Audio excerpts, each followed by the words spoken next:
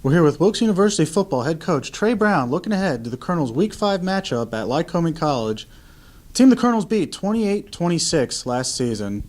Before we do that, Coach, let's look back to Week 4 at Misericordia. Now, the secondary played very well, highlighted by a pick six from senior Isaiah Robinson to give the Colonels a 14-6 lead early in the second quarter. And the secondary is currently ranked second in the MAC in passing defense. Talk to us a little bit about what you saw. Yeah, I think the secondary has continued to improve, throughout the season, and it really started back in camp. I thought we've done a nice job, a better job than past years with defending the pass when the ball's in the air, being more aggressive on the 50-50 balls, and just being more in the right place at the right time. That's part of the deal back there. If you're supposed to be in the deep third, you should be in the deep third.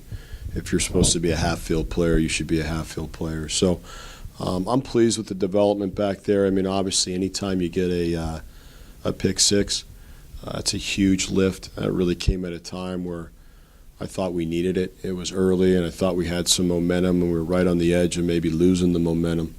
And Isaiah made a special play there and took it all the way back to the house. So that was good. Hopefully we can keep up that pace, keep doing a great job. I know we're going to start facing more and more teams that are going to put the ball in the air.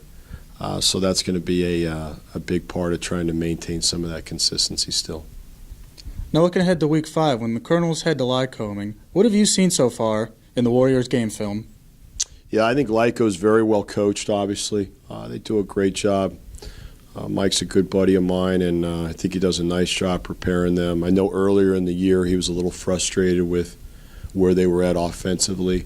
They've obviously changed that. They put a lot of points up against Kings. They really are a team that could easily be 3-1 right now. They had a 7-6 loss to Susquehanna, a hard-fought battle against a really good Albright team. Really the only team that got after them a little bit was Delaware Valley, but we know how good Del Val is, obviously. So they're a good team. They're physical. They're playing incredible defense, I think, right now. I know Kings put some points on them, but I think they're really, really good defensively, and it appears that they've kind of hit their stride offensively. So, yeah, they're a good football team. And now finally, tell us about what we need to do in all three phases to be successful this week.